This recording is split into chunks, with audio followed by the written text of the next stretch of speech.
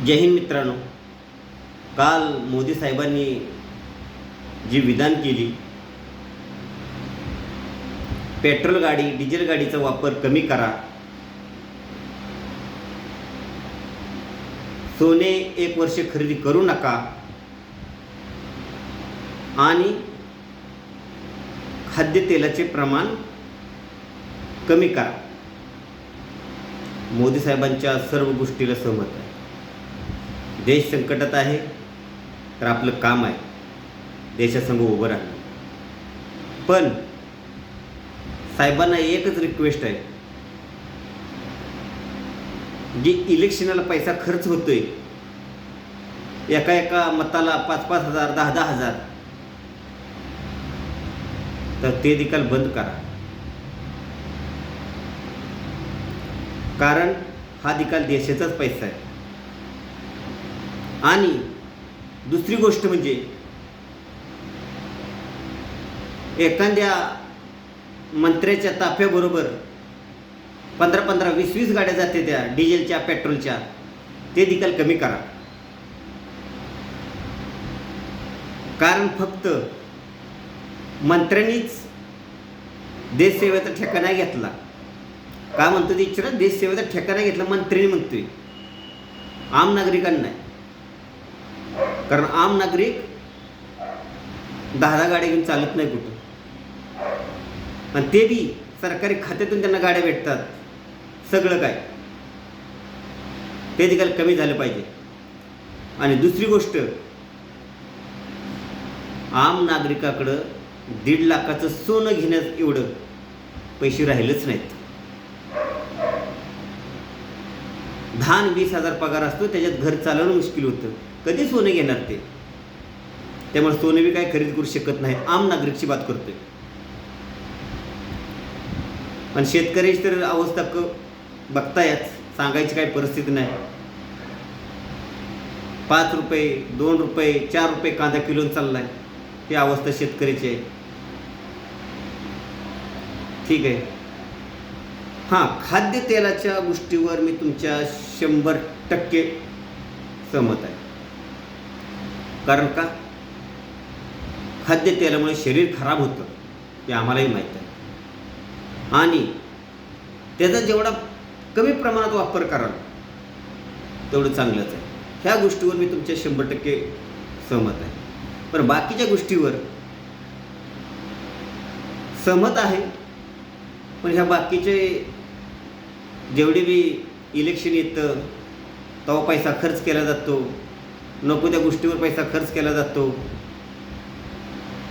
वरून मंत्र्याच्या गाडीबरोबर 10-20 गाड्या चालतात, ते देखील बंद झाले पाहिजे. आणि एक नॉर्मल सल्ला देतो,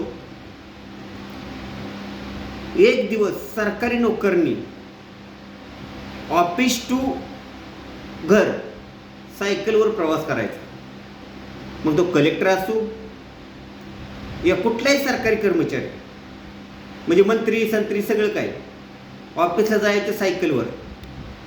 ह्याच्यातनं देश फिटनेसमध्ये जाईल, देशाचं पेट्रोल वाचल, देशाचं डिझेल वाचल, आणि देश व्यवस्थित देखील चालेल.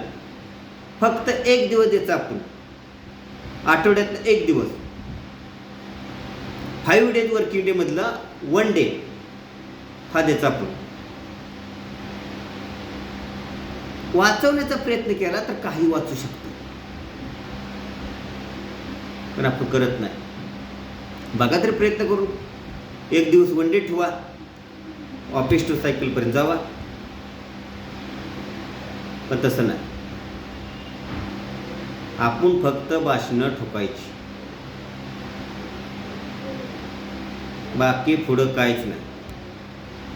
2014च्या आधी भाषणं वेगळी ठोकायची, 2016ला वेगळी ठोकायची, 2023ला वेगळी ठोकायची, 2026ला वेगळी ठोकायची. आणि जसं इलेक्शन झालं की ही महंगाई वाढवायची. डिझेल बढ़ेगा, पेट्रोल बढ़ेगा, गॅस बढ़ेगा, सब बढ़ेगा. जर ह्याच्यावर खरोखरच रोख आणायची असेल तर प्रत्येक मंत्री संत्री, सरकारी नोकर चाकर सगळ्यांनी 1 दिवस आठवड्यातला सायकलवर प्रवास करायचा 1 दिवस. त्यातनं शरीर फिटनेस राहील, देशाची ग्रोथ होईल आणि वरून पेट्रोल डिझेल जी महागाई वाढली ती बी कमी होईल, प्रदूषण कमी होईल, सगळं काय होईल. फक्त 1 दिवस. नुसतं भाषणं ठोकून देश चालत नाही. आणि आम नागरिक बाहेरच्या देशात जाणारच नाही, त्यात एवढा पैसाच नाही ना. अहो त्याचं आज खाल्लं तर पुढल्या महिन्याभर कसं घर चालायचं हे मुश्किल आहे. त्यासाठी तो 12-12 तास 16 तास काम करतोय. तर कोण जाते विदेशी, कोण जाते? हां मान्य आहे, त्याकडे 2 व्हीलर असते त्यामुळे ते पेट्रोल टाकायला जावंच लागेल. हप्त्यावर एखादी घेतली असेल 4 व्हीलर ते तेल भरायला जावंच लागेल. तर कशाला करतोय तो? हां खाद्यतेलाच्या ह्याच्यात मी सहमत आहे, पण बाकीच्या गोष्टीवर देखील ह्या गोष्टीचं ध्यान देणं फार महत्त्वाचं आहे. सल्ला कसा वाटला? मेन सायकलचा. सायकल हा देशात राबवला पाहिजे. कुणीही आम नागरिक असो कुणीही 1 दिवस ऑफिसला जाताना सायकलवर जायचं.